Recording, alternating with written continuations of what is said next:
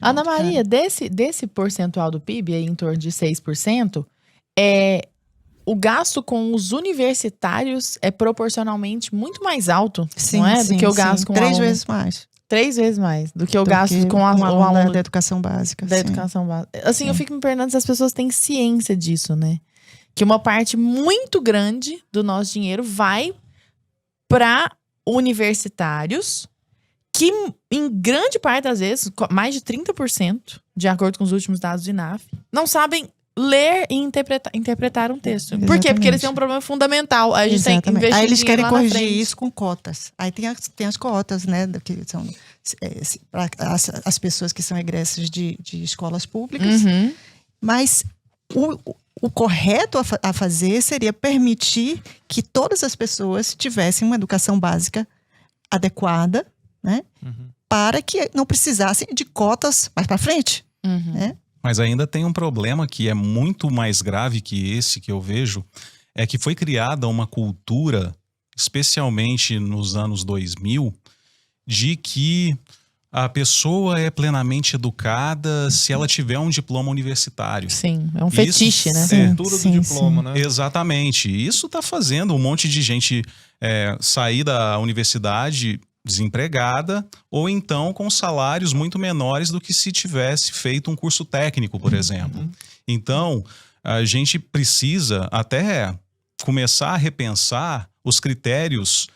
Não vou falar critérios rígidos impostos pelo Estado, mas questões mais racionais que o próprio mercado pode perceber o que é mais importante, o que é prioridade dentro do mercado do que as pessoas estão demandando de fato. Será que elas estão demandando tantos... É difícil até citar algumas profissões, mas vamos falar... Eu vou citar uma, professor. Isso, professor. Já que você falou, né? Não fui eu, né? Mas eu tenho lugar de fala também. Né? Você é professor, né? Exatamente. Mas o que a gente pode perceber, e em diversos aspectos, você vê muita gente nas licenciaturas sendo mal formados.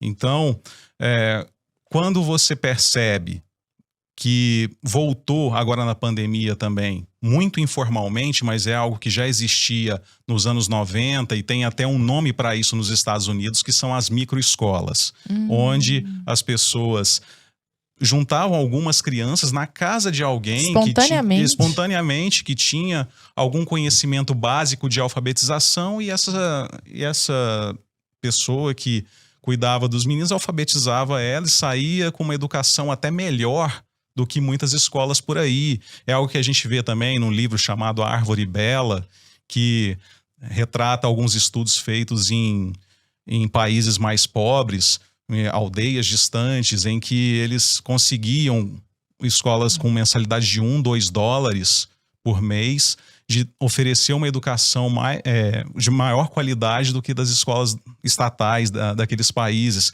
Enfim, como naquele exemplo que a Ana deu e que a gente estava falando no começo, existem diversas possibilidades que não são exploradas justamente pela ausência de liberdade educacional no Brasil. Pois é, e falando em ausência de liberdade, essa ausência de liberdade tem a ver com essa centralização forçada no MEC.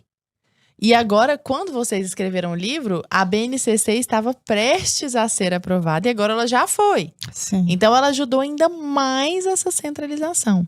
Sim. Como que vocês veem, e eu começo pela Ana, mas quero muito ouvi-lo também, como que vocês veem essa centralização no MEC por meio de um instrumento que se estende até aquela escolinha do município mais lá, que é a BNCC, que é a Base Nacional Comum Curricular? É complicado porque a BNCC ela não pretende ser um currículo, né? Ela se chama uma base e aí ela assim, deve caber a cada secretaria de Estado fazer o seu currículo. O currículo da formação docente também é baseado nessa BNCC. Então, eles formam os professores para ensinar aquilo ali. E as secretarias devem desenhar o seu currículo para aplicar aos estudantes. essa base nacional, ela foi feita de uma maneira extremamente populista. Fazer um currículo não é uma coisa trivial. Uhum. Pessoas devem ser especialistas para fazer. Não é uma coisa simples de fazer. No Brasil, foi feita na base do assembleísmo, né? Vamos juntar, contribuam sociedade. Então, aí, o que aconteceu? O que saiu dali foi, a partir de uma disputa, né? Pensou-se, por exemplo, vamos tirar sociologia da escola. Aí veio o sindicato dos professores, os professores, não pode tirar sociologia. Arte, vamos tirar.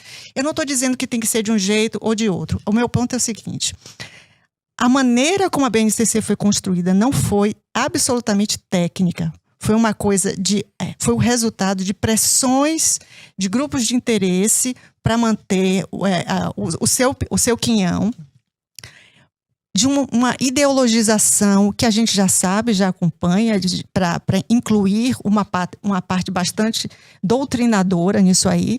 E, para mim, o que é ainda pior é essa doutrinação, ela está presente, eu acho que da maneira mais nefasta possível na parte da BNCC, na educação infantil e na analfabetização. A maneira como os professores são ensinados a alfabetizar, baseada na abordagem socioconstrutivista, é algo que a ciência cognitiva já mostrou com evidências que não funciona há mais de 30 anos. O Brasil insiste em fazer isso. Então, o professor da educação infantil, da alfabetização, ele é proibido de ensinar. Ele não pode ensinar, tem que esperar. Primeiro, você tem que desenvolver o pensamento crítico de uma coisa que ele não conhece. De uma criança de 5 anos. Então, sobre algo que ele não conhece. Que ele não conhece. Então, primeiro você vai teorizar sobre o nada. Você pede a uma criança que teorize sobre o nada, né? E quando já se sabe, já existem métodos comprovadamente que funcionam, né? Dá só um exemplo pro pessoal de casa, assim, de alguma abordagem meio socioconstrutivista do método global do professor brasileiro, assim, que ele fala que... Por exemplo, eles ensinam a ler, assim, tem um contexto, você tem que ter o contexto. Então, vamos estudar crianças sobre como é um bilhete, a estrutura do bilhete. Aí se fala em que momento você manda o bilhete, para que serve um bilhete? Aí se contextualiza toda a história do bilhete. Aí tem ali as palavras, as crianças aprendem globalmente, então eles identificam aquilo ali, como eles ensinam o nome da criança. A primeira coisa que a criança aprende a ler é o seu nome. Você identifica, não porque você conhece os fonemas, eles não aprendem os fonemas. Então o que acontece? Quando aparecem palavras diferentes, que ele ainda não memorizou aquilo ali, o professor não pode ensinar, o professor tem que esperar a criança tentar da cabeça dele, entender como é que um fonema junta com outro e forma uma palavra. Porque se o professor ensina, aí está dizendo que o que se diz é que ele está interferindo no processo da criança, que ele de deve aprender. Ser só um facilitador. Ele deve ser só um facilitador. Ele não pode ensinar. Isso, corrigir, então, também. De jeito nenhum. De jeito nenhum. Então, a criança, ele troca as letras, não faz parte do processo. Deixa ele, que algum dia ele vai aprender. Isso, aí chega... Se você tem em casa uma mãe, principalmente a mãe, né? Normalmente é o que tem mais impacto, uma mãe que lê para a criança, que estuda, que tem um vocabulário mais rico, a criança vai. Apesar... Ele aprende a ler não por causa do método, ele aprende a ler apesar do método. Então, ele vai aprender. Agora, aquela criança que não tem isso, você obrigar ela a passar por isso, chegar aos 12, 13 anos sem saber, porque o professor não pode, e muitos professores ficam angustiados com isso. Ele quer ensinar, mas aí o colega vê, professor tal está ensinando um método castrador que oprime a criança.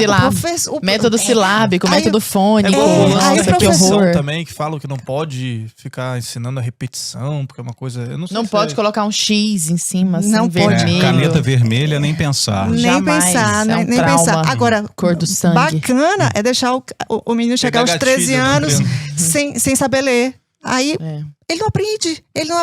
Aí depois vão dizer, vamos pensar num jeito de evitar a evasão escolar. Claro que ele vai ter evasão escolar. O cara chega aos 17 anos, né, com os colegas dele de 12, 13, porque ele não consegue entender aquilo ali. Claro que ele vai embora. E o que me deixa mais assim... Eu fui professora, né? Eu sou professora hoje de adultos, mas eu fui professora 7 anos de adolescentes. É que esse menino chega extremamente mal formado, ele tem uma dificuldade imensa de ler, ele não consegue escrever numa linha reta. Escreve tudo errado, assim, não pode nem falar que é errado. Caligrafia, nem não pensar, existe caligrafia, é um pensar. método antiquado.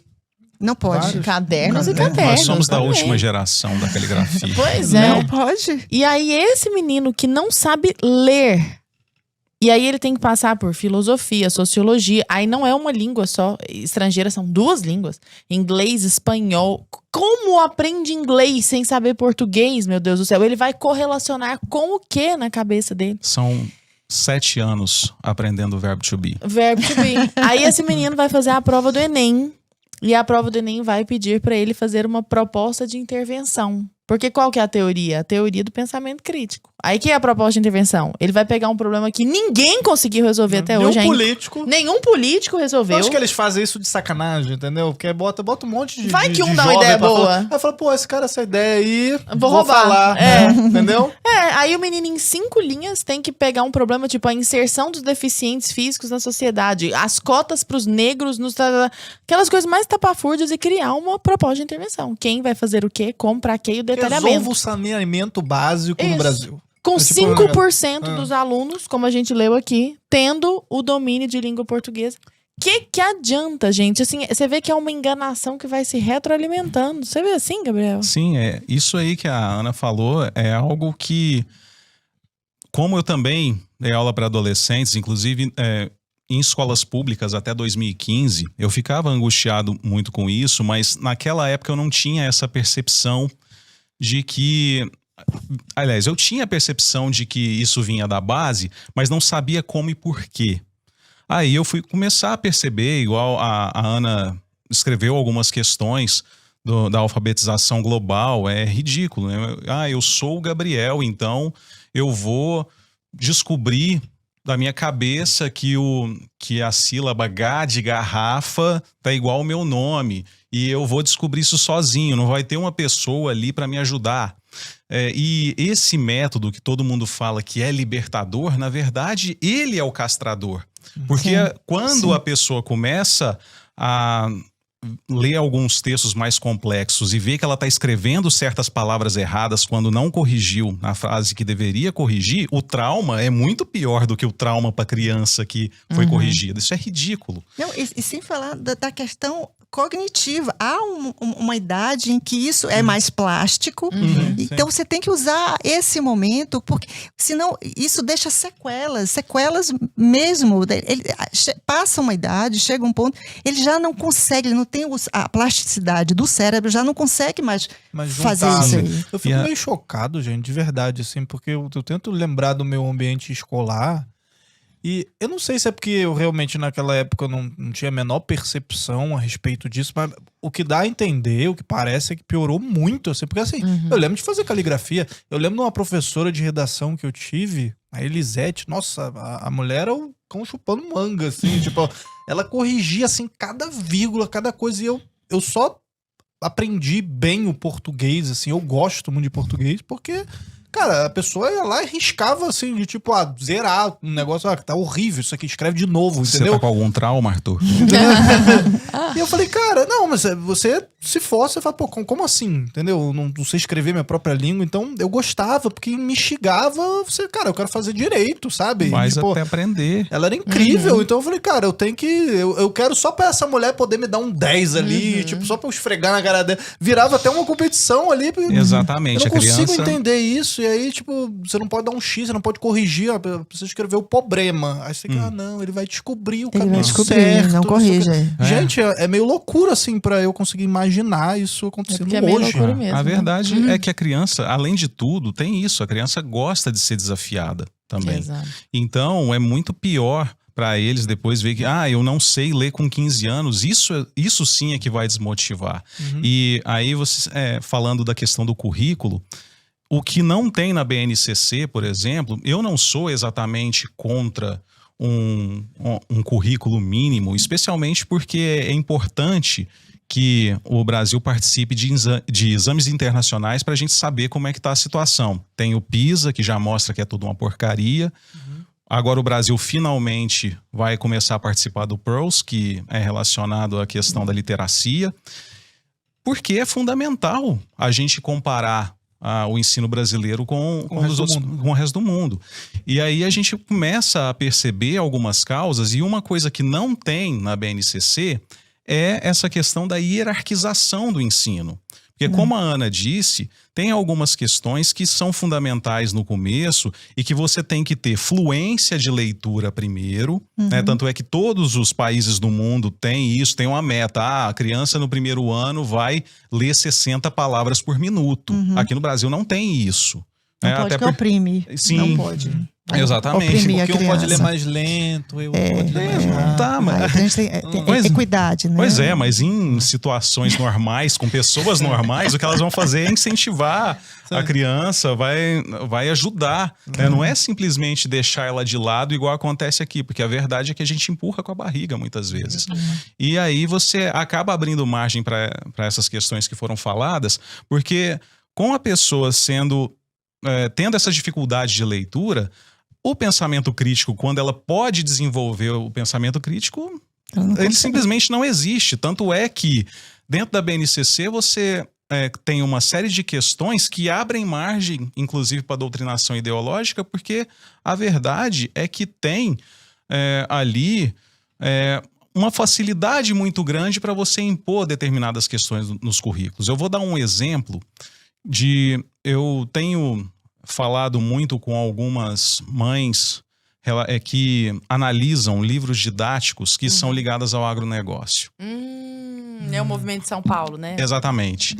E aí elas estavam dando alguns exemplos, nada que eu não soubesse, porque desde a época que eu dava aula era assim também. E aí eu percebi que hoje, os livros didáticos agora revisados para a BNCC, a questão piorou muito. Aí você tem um descritor lá, por exemplo, que fala, né, de descrever as atividades extrativistas e os impactos que ela tem no meio ambiente. Né? O extrativismo seria agronegócio, mineração. Aí tá, beleza. Só está escrito isso. Mas não fala nada relacionado à questão do impacto na segurança alimentar do mundo, e que o agronegócio tem trabalhado com a questão de redução de impactos ambientais e melhora da produtividade. Isso não existe. Do Brasil ser o celeiro do mundo, né? De sei lá, da gente exportar tanto e... Pois é, e a gente não está nem falando aqui de questões ideológicas, a gente está falando de fato. Aliás, é um outro dado importante. As pessoas hoje não sabem diferenciar fato de opinião. Não sabem, só 12%. Exatamente. 12% da população, literalmente, assim, de acordo com os últimos dados do Instituto Paulo Montenegro, do INAF, 12% da população tem desenvolvimento proficiente no domínio da língua portuguesa, o que implica dizer que sabem diferenciar um fato de uma opinião. Isso significa que, por exemplo, se você aparece dando um dado lá, tipo isso, 5% da população brasileira, o Gabriel tá falando isso, 5% da população brasileira tem o domínio que deveria ter em língua portuguesa na vida adulta. A pessoa vai falar assim, esse cara é um fascista. Assim, acho que é uma opinião sua. Eu me lembrei muito de um episódio até daquele canal do Spotnix, que é que eles botam duas pessoas pra conversar. Sim. E é de um amigo meu que é o Cristiano Quioca, ele participa desse programa. Eu vi isso aí. Ele fala, eu não vou me lembrar qual que é o tema, acho que é tipo, sei lá, anarcapitalismo e, sei lá, comunismo, um que defende alguma coisa. São duas pessoas defendendo ideias totalmente opostas conversando, né? E aí quando ele fala da pandemia, fala aquela situação toda, e ele cita fatos ali, né? E ele tá, só mostrando dados, números e tal. Aí tá a menina lá, comunista lá, falando, não concordo. Não concordo. Ele falou, não, mas essa não é a minha opinião, eu tô dizendo fatos. Mas eu discordo dos fatos. Não, meu Deus, é uma coisa impressionante. Agora deixa eu...